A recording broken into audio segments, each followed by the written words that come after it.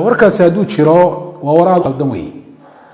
horta qofku hadduu qofka qur-aan ku akhriyo hadduu u duceeyaba ma odhan karo ilowba ilow bogsanaya waayo bogsashadu waa xagga ilaahay subxana watacaala nebi maxamed calayhi salaatu wasalaam ayaan odhan jirin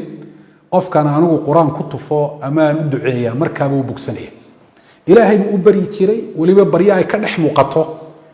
inaanu isagu waxba shaafiyahayna ka wax shaafiya ilaahay oo qurhow yahay اللهم اشف أنت شافي لا شفاء إلا شفاؤك إله شافي أدا وح شافية بكسش ما جرتو مد أدق وعد كنتو حاجة على جهة الموياني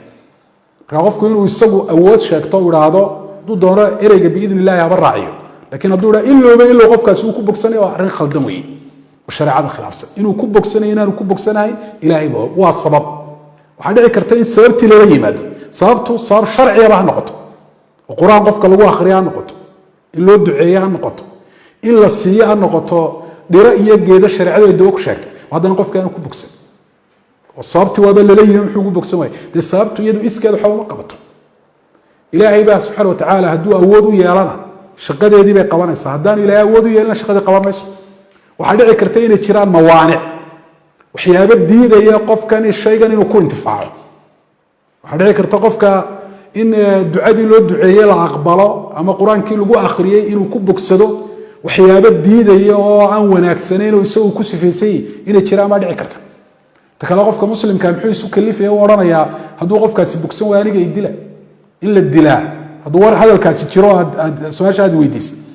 in la dilaa sharcan may banaanta haddana anu qofka quraan ku akhriyo ama aan u duceeyo oo bogsan waayo inaan idhaahdo aniga hal lay dilo dilkayga aan baneeya sharciyan wax banaan maaha wax shareecada aad iyo aad uga soo horjeeda oo naftaadu waa naf ilaahay dilkeeda iyo goynteeda u xaaraantimiyey maxaad adigu u fasaxaysaa